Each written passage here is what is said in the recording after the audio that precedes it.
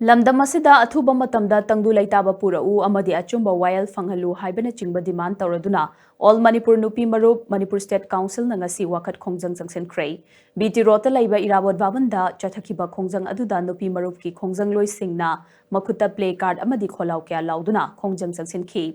athubada manipur da santi hanjil halu stop abduction respect people law and order nga u manipur kallu amadi mathau tawba ngamdaba lengak pasing pham thado haibana chingba play card kaya paiduna nupi marup ki khongjang loi singna irawat bhavan dagi log bhavan tamna chatuna memorandum pisinbada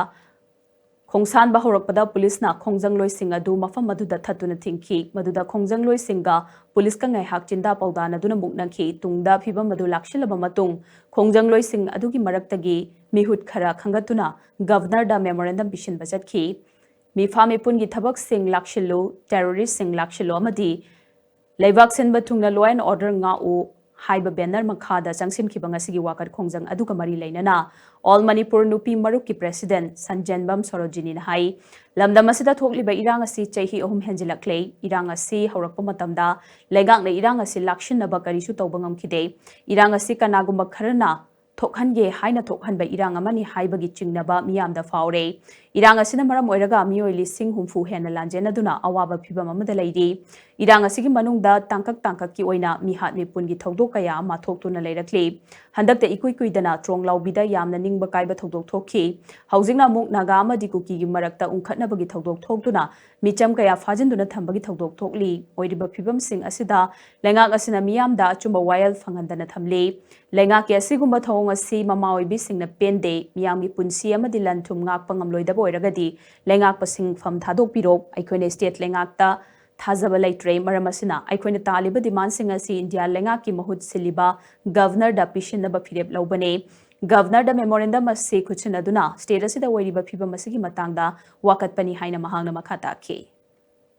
gari chatruk ka nifumari hai madu pallaga laiba maduda khoigi hingbada changdaba yadraba nomogi essential commodity prajamiyam gi thau cheng alu hawai na chingba loina ngasi ayuk si hana tilhau ke jidal pa kontra pera madu yankhai yaugiba akiba gi masak phangakwa thau gi maman hengalakpa gas bill blade talu palising ani changa ga yaure na ji pau si tanarakba mi punamak se mi pai thabane bi ma leirakpa aduga mu nakal ani na phajan naraga leiriba singsi su sarkar na karimta haidaba karimta thiri kole hairaba hai aduba haidra sarkar di tumin mana panggodona leigiba si maksida koi all manipur nupi marum na mas tauri thawong puna maksia koi pende maram maduna koi manipur sarkar di karim bawa taudraba mana pangaba pakhum amata bawa leitraba ijam jamna thong khara sangaba office khara sangaba natana karim ta taudraba sarkar am oiramani na moida koina taksalu bagi wafam sidi koi di